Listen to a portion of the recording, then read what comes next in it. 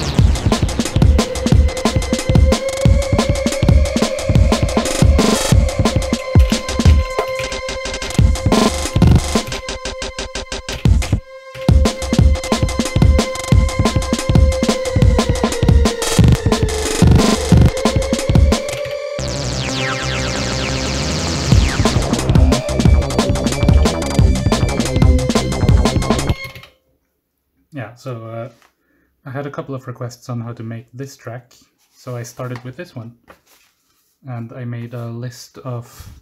I'm going to try to make it from scratch this time. I'm not going to unload all the samples, but I'm going to start a fresh pattern.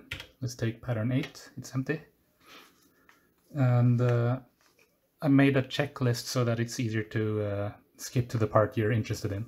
So we're going to start with reverb, or just a general setup, reverb, delay, compressor. And right off the bat, let's set the first track, just so I can hear these. So let's see. First the compressor, so that I can hear what's going on, and then increase the overdrive, just so I can, yeah, it's a bit soft without the overdrive. Okay, so that's that was the compressor. And let's set the delay, reverb first actually. Let's give this drum beat a little reverb. And go into the reverb page, and my favorite trick is to have set the reverb in front of the compressor so that the reverb is compressed as well. And then I like to give it a long decay time. Not always, probably not on this track. So we're not going to have reverb on this, on the drums. But now we've set the reverb page to how we want it to sound. Next is delay. Let's just give the drums a bit of delay.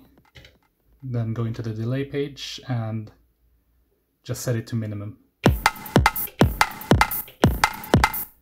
And we have to increase the feedback gain, but we should not go past 100, because then the feedback will get louder and louder, and it'll get really loud. So around 80 or 90 sounds good.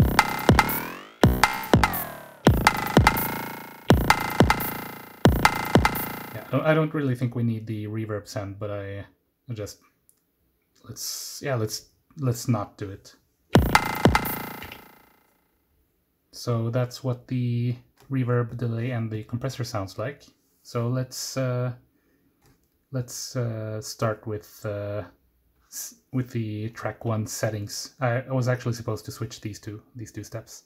Let's start with this one. And the main thing is to set the tune to -12, or actually that's just because I recorded my sample at double speed to save space on the Digitact. And it sounds like this. It's just a really simple beat, but we're gonna slice it up, or yeah, we're gonna chop it up and rearrange it. So we've already set the overdrive, already set it to max, but we have to set the decay time and attack time to around 8, because then we don't have the click of if we start the sample in the middle of a phase. And it'll stop immediately once we release. Yeah, and then there's bit reduction. just give it a bit of bit reduction. 29 is good. And on the LFO page, we have to set the mode to, or assign it to sample bit reduction, and then set the shape to exponential, set the mode to 1, and then leave the, actually what it does is it will apply bit reduction at the start of the sample and then slowly fade it out.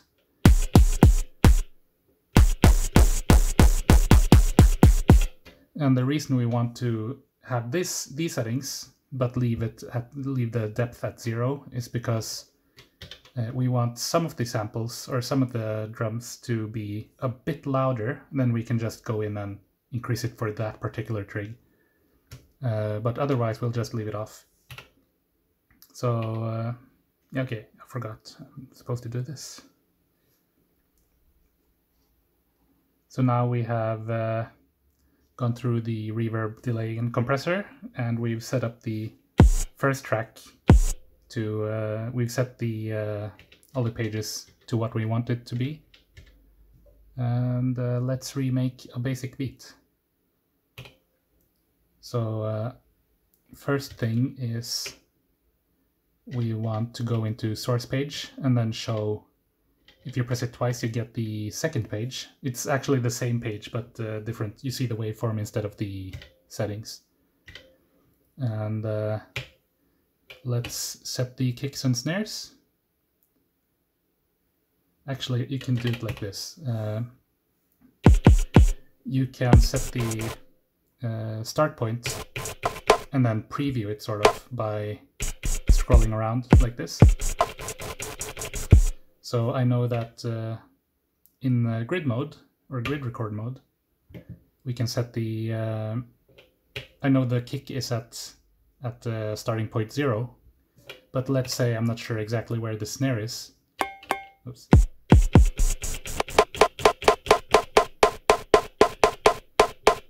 Yeah, it's around 29, or actually I know that it should be at 30. So now that we have found the snare, we can go into grid edit mode, press and hold 5, and then just press the encoder.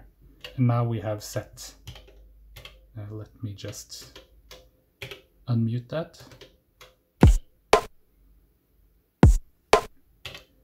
And you can do that with the rest of the samples.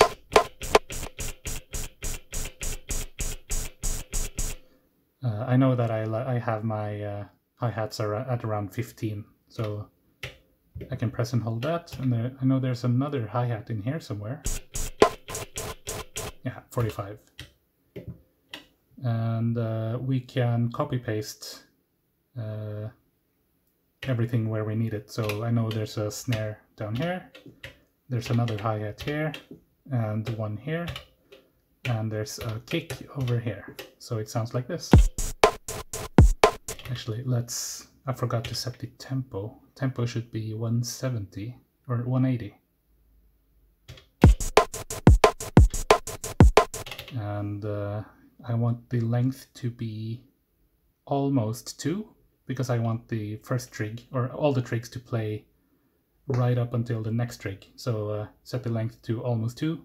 And the reason I want to set it to almost 2 and not exactly 2 is because sometimes if you set it to 2, it will contain the transient of the next hit right at the end of this hit, and I don't want that, so I'm gonna cut it out. And it'll sound like this. And let's see, we've remade the beat now. And there's one cool trick we can do to make the kick a bit heavier, and that is use a high-pass filter to boost the lower end, and then use the envelope and decay time to, or envelope depth and decay time to sort of get like a boo sound.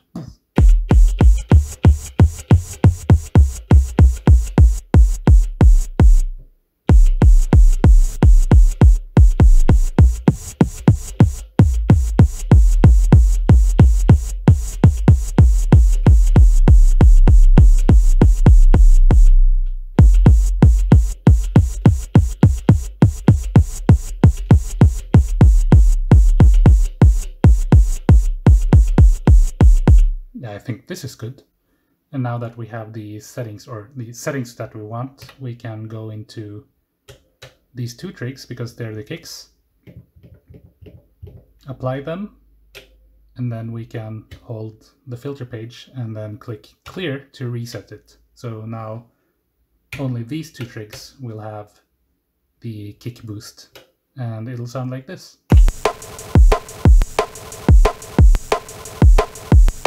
Yeah, so let's use I showed you how to use the filter kick, and then I'll show you how to use the LFO. So let's say we want these snares to be extra snappy. We can go into the LFO page, hold down the snares, and then increase the envelope depth, or the what's it called? Yeah, depth.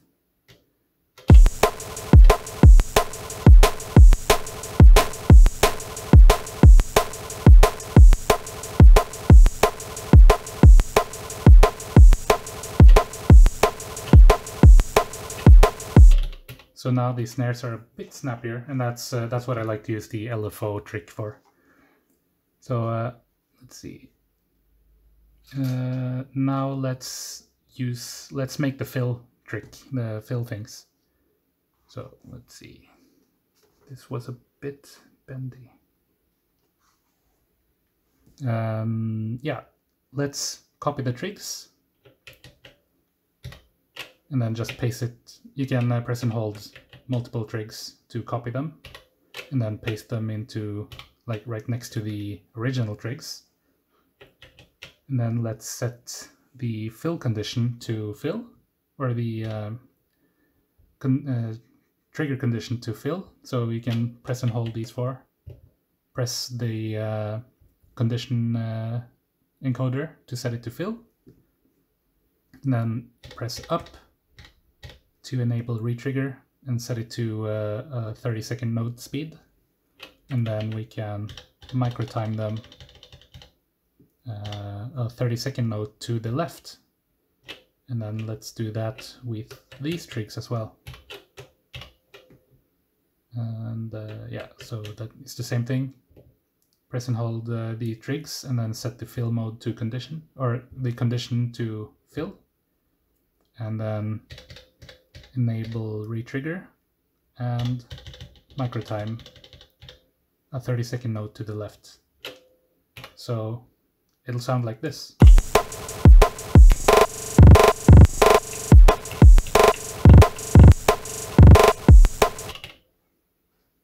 Yeah, I didn't really need to write down all these.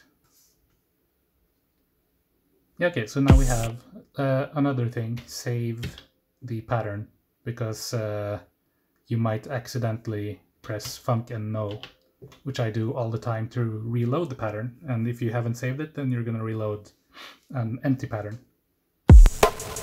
and then lose progress. So let's do the same thing with the hi-hats. So let's find the sample I want. Oops.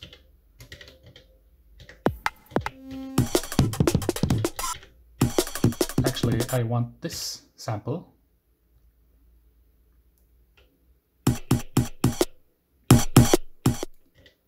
Tune it down.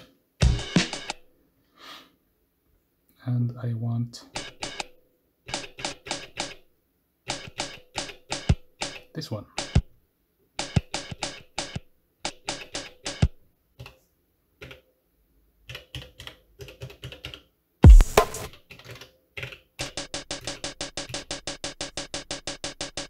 And now that we have this, let's copy these, and then let's make them shorter by going into the amp page and setting the, what's this word called? Hold time.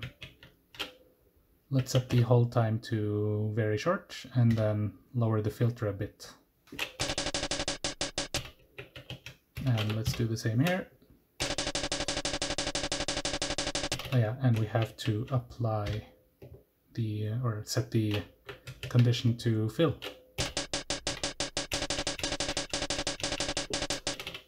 And so let's try it.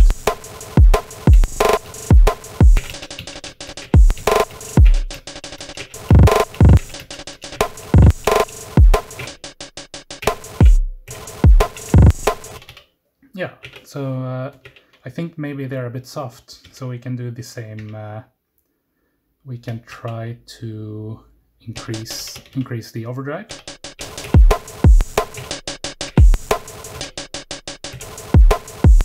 We can also use the same LFO trick by setting the assign it to bit reduction.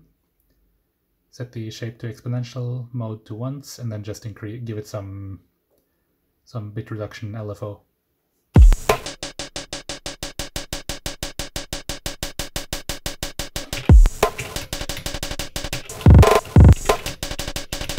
So now it's a bit louder, and it won't get drowned out by the other drums.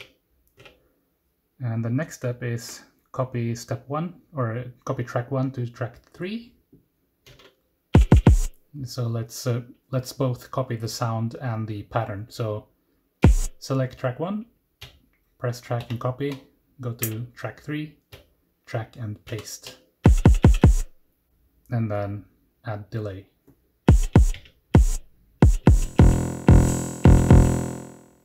And then we have to copy the pattern as well. So let's go into this page.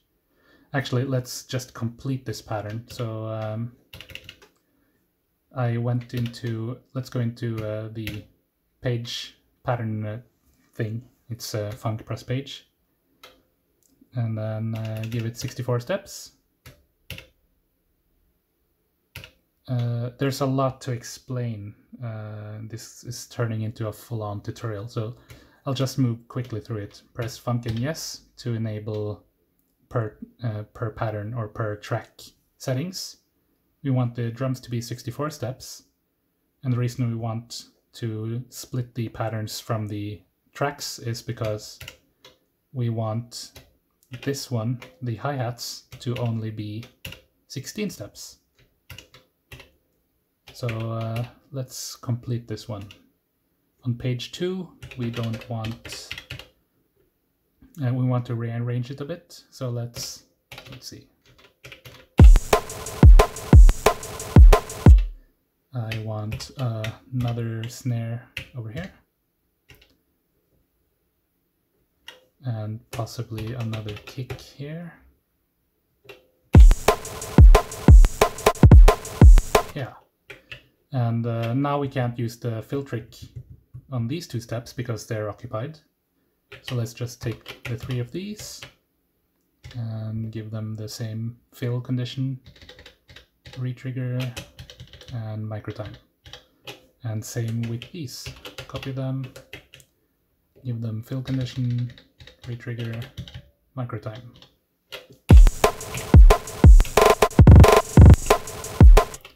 And the 3rd page is going to be identical to the 1st page, but the 4th page is going to be a copy of the 2nd page. So let's press page and copy, move over here, and then paste it. And we want the last 2 trigs to be an open hat, and I want step 14 to be a kick. Whoops, let's copy this back over here, and then press and hold the last trigs, and then move it to step or starting point 105, because that's my hi-hat, open hi-hat. So let's check it out.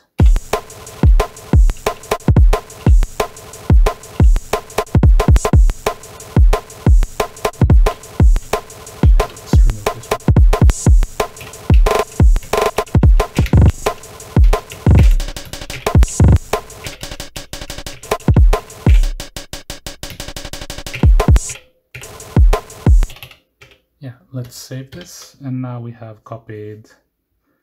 Yeah, we're gonna do it on the 3rd track. So let's go into track 1 and copy the sequence, and move to track 3, and then paste the sequence. And now we can do things like this.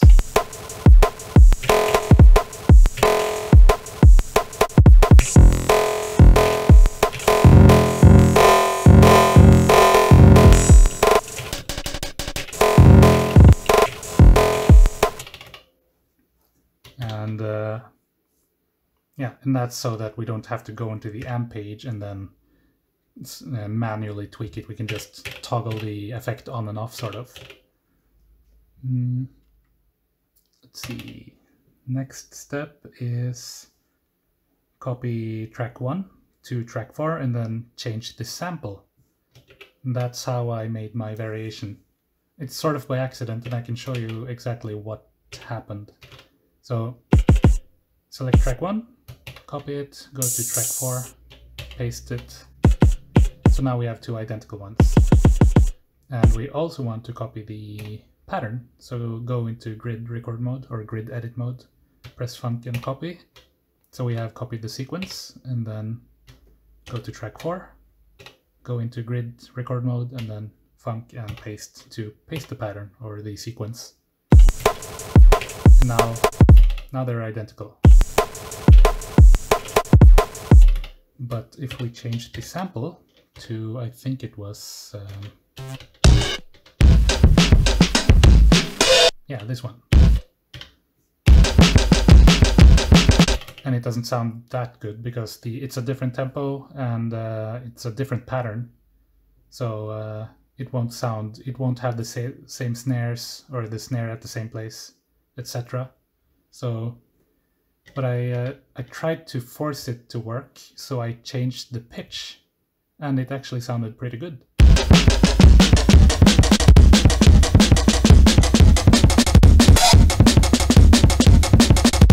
It sort of became like I think what happens is that I think somewhere around here there's the kick and then the hi-hat, and I think right at the end of one of those there's a snare that actually plays even if I didn't make a trig for it, because I sped it up and then it played more of the sample and then it included the snare at the end. And it sort of gave this swingy sort of sound, which is pretty good.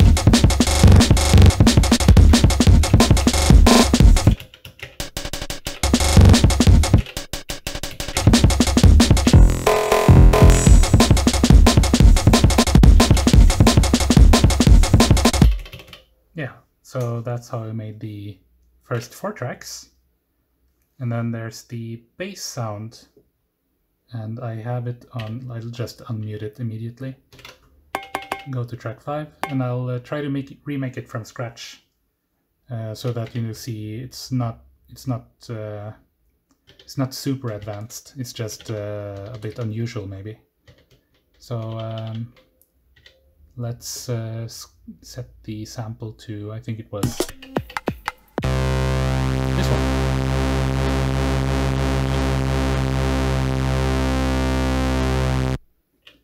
Let's set the play mode to loop forward.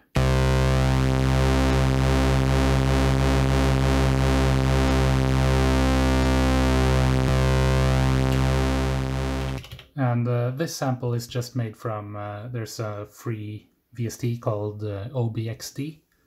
And I just used a simple 2 oscillators, 1 octave from each other, and then just like slowly detuned one of them, so that I have a long sample with where every part of the sample is slightly detuned from each other. So let's just immediately set the decay time to very short, and maybe attack time as well. And the trick here is to set the starting point, sample start. Set it to sample start, set the shape to random, set the mode to hold, so that it randomly selects one point and then just stays there every time you play a new sample. Let's set the depth to just max, and probably speed to like a lot. Doesn't matter really. So let's look at the sample.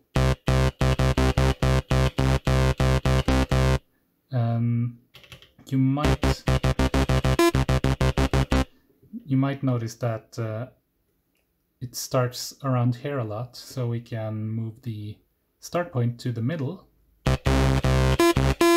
And I think the beepy part here is because we don't have a loop position. So let's just set the loop position to the start.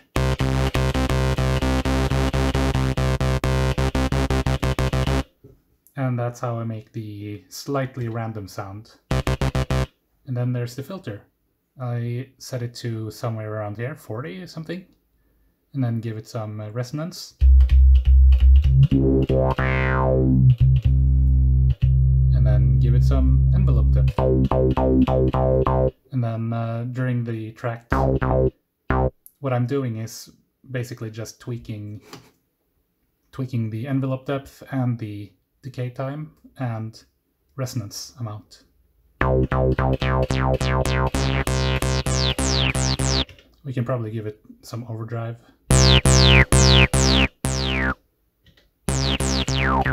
So I gave it overdrive and then I just lowered the volume because it was a bit too much.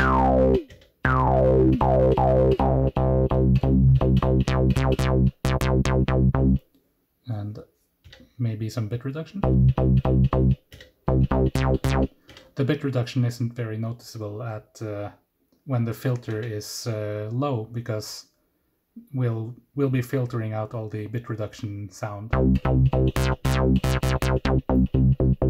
So that's the bass settings. Let's save this. So let's make a bass line, and it's a super simple one.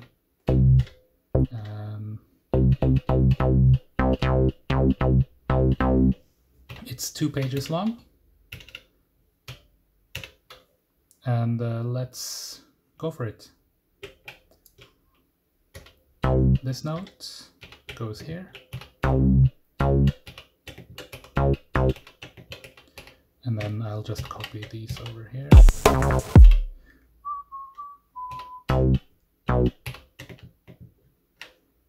This one is gonna be 3 steps long, maybe.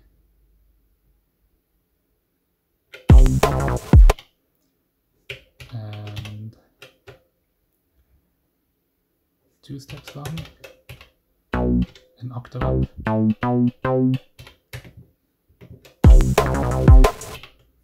This one is gonna be 3 steps long, or almost 4 steps.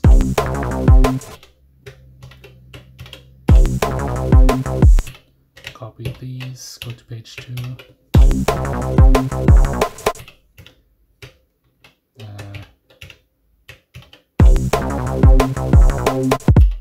Not an octave up, just 0. And let's see.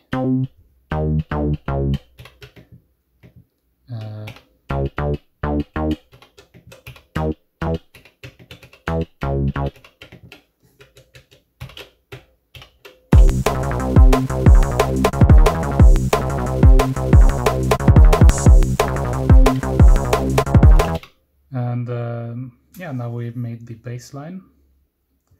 And I wrote down change note length, but I don't think I actually did that for this track. But let's try it. On the trig page, let's just select these 4 and then randomly assign them to slightly shorter than 1. And then do the same for this, randomly select something. Maybe this one can be 1 and then this one can be shorter. And same here.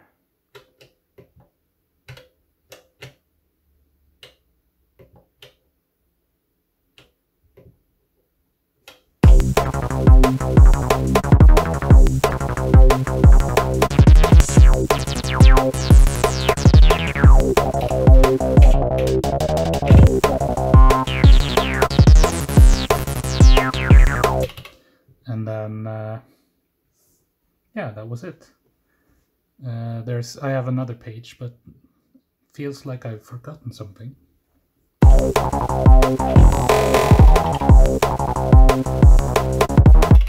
Yeah, very important. Save this pattern. Shit. Yeah, I think I pressed Funkin' yes and then accidentally hit no at the same time. So I thought I lost track 5, but it's there.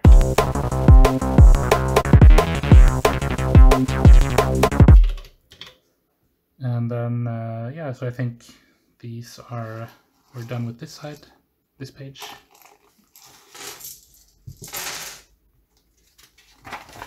And there's the pad and some performance tips. I should have written down more. I've come up with a few more since. So the pad, the sample sounds like this.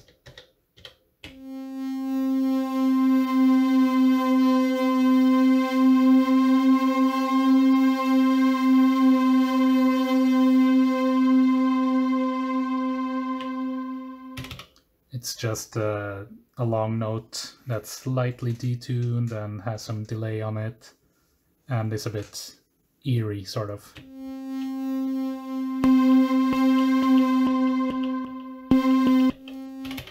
And let's set the decay time to max, because it's just going to play that one note throughout the whole song. Go to page 1, add a note. And let's see.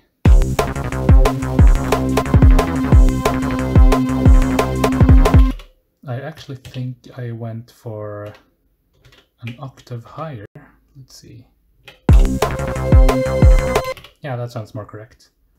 And I also gave it some, well, actually maximum delay and reverb. Maximum delay and reverb, and then probably lower the volume a bit.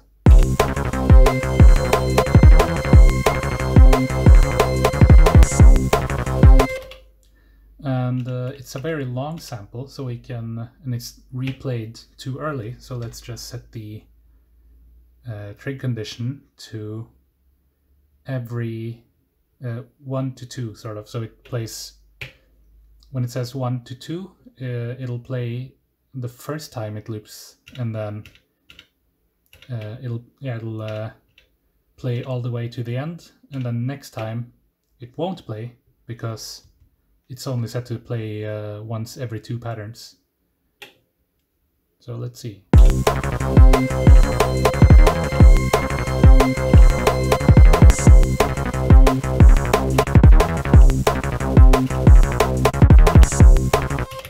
And if you noticed, it's a bit short. So we're gonna use the yellow trigs, press and hold funk, and then press a trig to place what's it called? A lock trig, I think. It's basically a trig that doesn't play a sample or start playing something. It's just for changing parameters. Whoops. Yeah, here's an example of pressing funk and no to reload. So I think I removed. Yeah, it's gone. So let's set it up again. Set the source to long decay. Set the note to 1 octave up in the editor, or the grid edit mode. Set the hold time to infinite, and maximum decay, delay and reverb. Lower the volume a bit.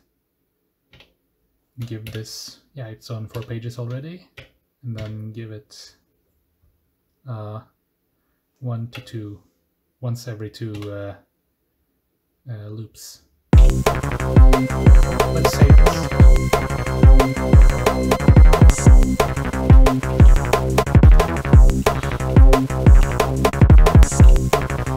So a simple way to lengthen it is to use forward and reverse play mode, and basically make the playhead do like this.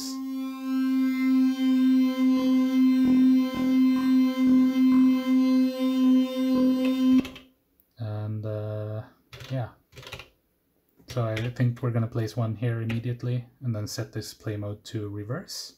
Let's see how this goes. Oh yeah, and this has to be on the fill condition has to be on the second time on 2 I'm not sure how to word this, but like 2:2 condition.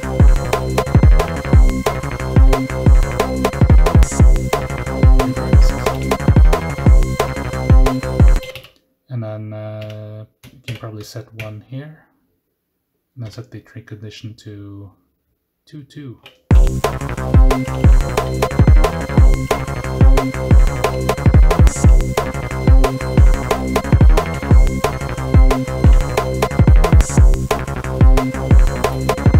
Yeah, and I think this is everything. That's all I did to prepare the track, and then the rest is just playing around with the performance. So let's see. Yeah, I can show you the weird delay trick first, and that is, the trick is go into the delay page, hold funk and filter, and then just turn the delay time. So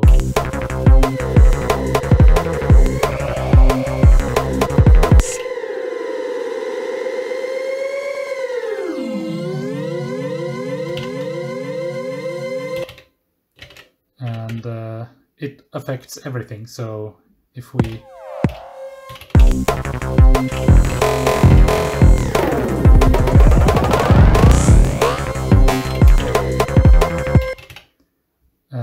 you can very easily just return it to the normal time by holding funk and no to reload the pattern if you've saved it.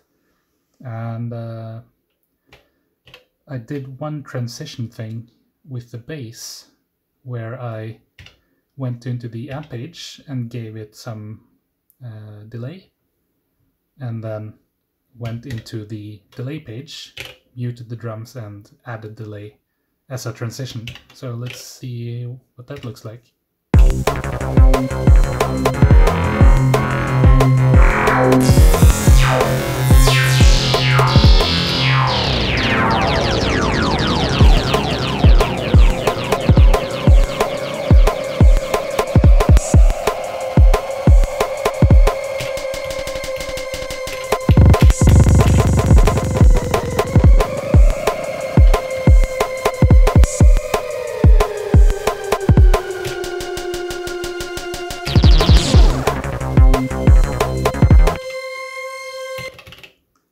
Yeah, I did a lot of other things there as well, like going into the source page of track 6, the pad, and then tweaking the tune,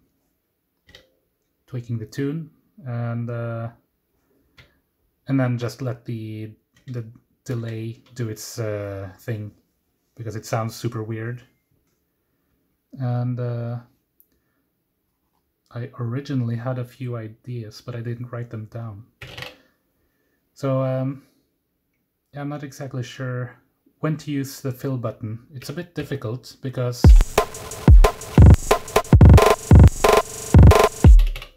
it I think it just sounds really cool, and I want to use it all the time, but I know that less is more sometimes. So what I've started doing is, while performing, I will sort of think of a few parts where I will maybe use the fill page. Like, let's see.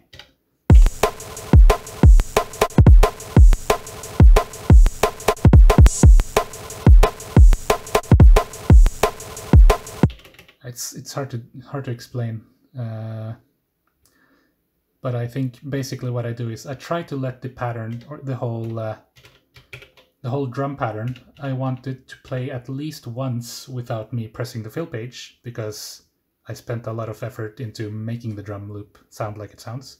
So I let it play at least once throughout the track without me messing it up. And then I'll mix between just unmuting and filling, or maybe both, so that they'll unmute into the fill mode.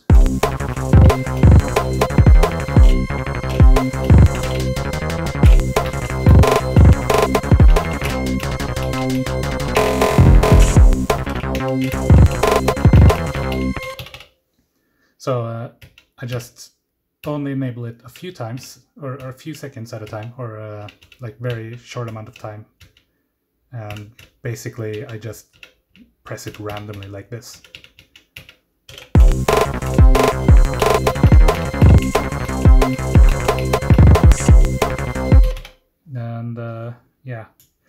there's another thing that is very important. This is the last tip. So important, in fact, that I'm going to write it down. And I noticed it when I first started working on this tutorial, and that is save your project. Because when I sat down to make this tutorial, I noticed that I didn't have this part, I didn't have that part, I didn't have the filter page correct. I mean the delay page